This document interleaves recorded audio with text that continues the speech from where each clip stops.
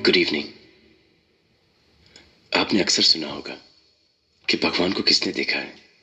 ये तो एक फेथ, श्रद्धा और अकीदे की बात है, लेकिन मैं आपसे कह सकता हूं कि मैंने भगवान को देखा है। जीते जागते, हंसते बोलते, हर खुशी, हर गम में, हर इम्तिहान, हर हाल में देखा है। और वो कोई और नहीं, मेरे बाबूजी हैं। मैं एक अनाथ था। मैंने कभी अपने माँ बाप को नहीं देखा और न ही कभी मुझे उनका प्यार मिला। लेकिन मैं यकीन के साथ ही कह सकता हूं कि अगर वो भी यहां पे होते तो वो भी मुझे इतना प्यार, इतनी मोहब्बत नहीं दे सकते थे जो कि मुझे अपने बाबूजी से मिली है। मुझे मेरे बाबूजी से बहुत कुछ मिला है, तो मैं उनसे कुछ नहीं मांग सकता, लेकिन मैं भगवान से एक चीज जरूर मांग सकता हूं कि वो अपनी दुनिया में मेरे बाबूजी जैसे लोग हमेशा बनाते रहे।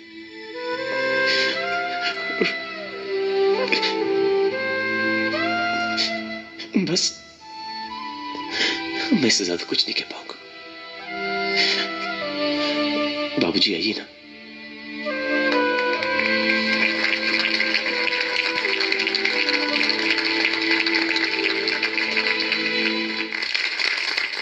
देवियों और सज्जनों, आपने मेरे बारे में अभी जो कुछ भी सुना उस पर बिल्कुल विश्वास मत कीजिएगा। आलोक मेरी तारीफ इसलिए करता है क्योंकि वो मुझसे बहुत प्यार करता है, और वो प्यार इसलिए नहीं करता क्योंकि मैं बहुत एक अच्छा इंसान हूं या मुझ में कई गुण हैं। वो प्यार इसलिए करता है क्योंकि वो खुद एक अच्छा इंसान है। देखिए, मैं कोई लेखक नहीं हूं। लेखक तो सोच के सागर में डूब कर न जाने कैसे कैसे मोती निकाल लेते हैं। मैंने तो बस वही लिखा है जो जिंदगी ने मुझे दिखाया। बागबान मेरे बारे में या किसी एक इंसान के बारे में नहीं है। यह किताब है बीते हुए कल और आने वाले कल के बीच फैले हुए सन्नाटे के बारे में। यह किताब है एक पीढ़ी और दूसरी पीढ़ी के दरमियान टूटे हुए हर पुल के बारे में। यह किताब है झुके हुए उन कंधों के बारे में जिन पर बैठकर कभी कुछ बच्चों ने जिंदगी के मेले देखे थे। यह किताब है कांपते हुए उन खाली हाथों के बारे में जिन्होंने अपने बच्चों के नन्हे हाथों को पकड़कर उन्हें चलना सिखाया था। यह किताब है लरसते हुए उन होठों के बारे में जिन पर कभी लोरियां थी मगर अब परसों से खामोश।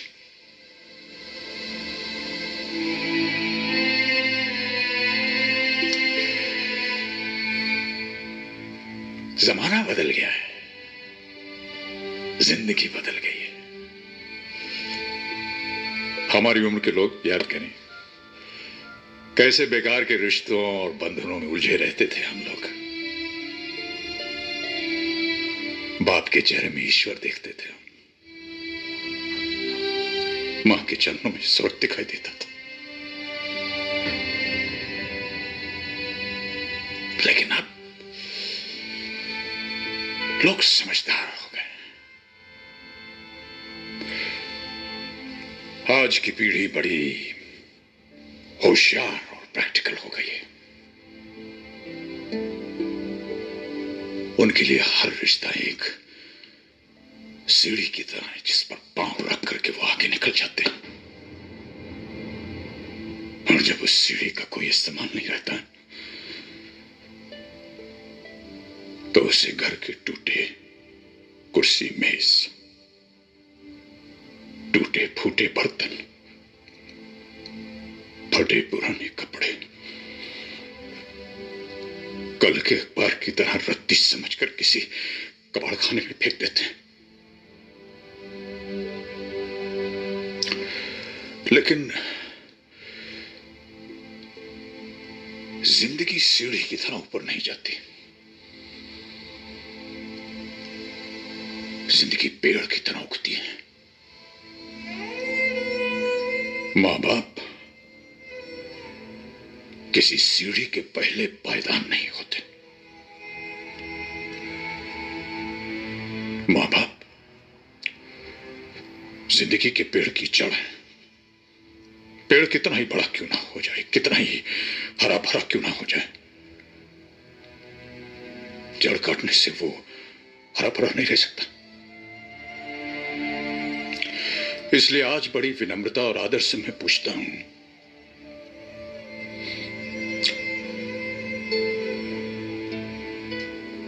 कि जिन बच्चों की खुशियों के लिए एक बाप अपनी मेहनत की पाई पाई हंसते हंसते उन पर खर्च कर देता है,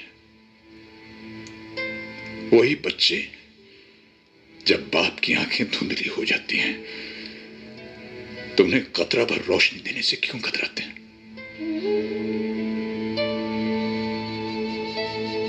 एक बाप अगर अपने बेटे की जिंदगी का पहला कदम उठाने में उसकी मदद कर सकता है तो वही बेटा अपने बाप के आखिरी कदम उठाने में उसे सहारा क्यों नहीं दे सकता? जिंदगी भर अपने बच्चों पर खुशियां लुटाने वाले मां बाप को किस जुर्म में आंसुओं और तन्हाई की सजा सुना दी जाती है? अगर वो हमें प्यार दे नहीं सकते तो उन्हें हमसे हमारा प्यार छीनने का अधिकार किसने दिया? क्या समझते हैं ये बच्चे कि जिन मां बाप को प्यार के बंधन में बांधकर भगवान ने एक किया है, هو ترى مو باختراع بس حلمه. प्यार के बंधन में बांधकर भगवान ने एक किया है, उन्हें वो दो हिस्सों में बांटकर अलग अलग तड़पने के लिए छोड़ सकते हैं? क्या इसी दिन के लिए इंसान औलाद मांगता है? इसी दिन के लिए औलाद शायद ये भूल रही है कि जो हमारा आज है वो कल उनका होगा। अगर आज हम बूढ़े हैं तो कल वो भी बूढ़े होंगे। जो सवाल आज हम कर रहे हैं वही सवाल कल वो पूछेंगे। और रही मेरी बात तो हमारी चिंता तो आप कीजिएगा मत, क्योंकि अगर हम उन बच्चों को पाल पोस कर बड़ा कर सकते हैं जो न चल सकते हैं, न बोल सकते हैं, न कुछ समझ सकते हैं, तो हम अपने आप को भी पाल सकते हैं। हमें किसी से कोई उम्मीद की जरूरत नहीं है, क्योंकि हम बहुत खुशकिस्मत हैं। हम इसलिए खुशकिस्मत हैं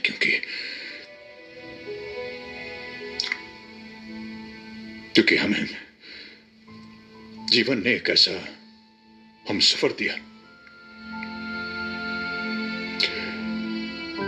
जिसके साथ चलते चलते रास्ते आसान होते गए, जिसके साथ चलते चलते उलझने सुलझती गई,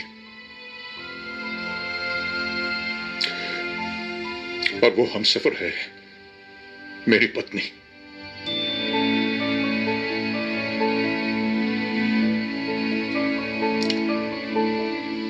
लोग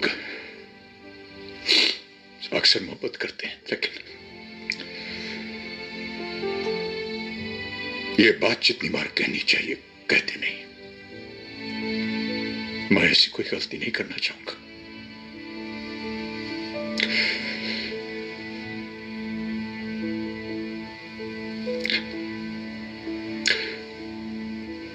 पूजा, मैं तुमसे बेहद मोहब्बत करता हूं, बेहद मोहब्बत। Thank you for being there. तुम हो तो हम हैं, हम हैं तो सब कुछ है, और ना कुछ नहीं, कुछ भी नहीं।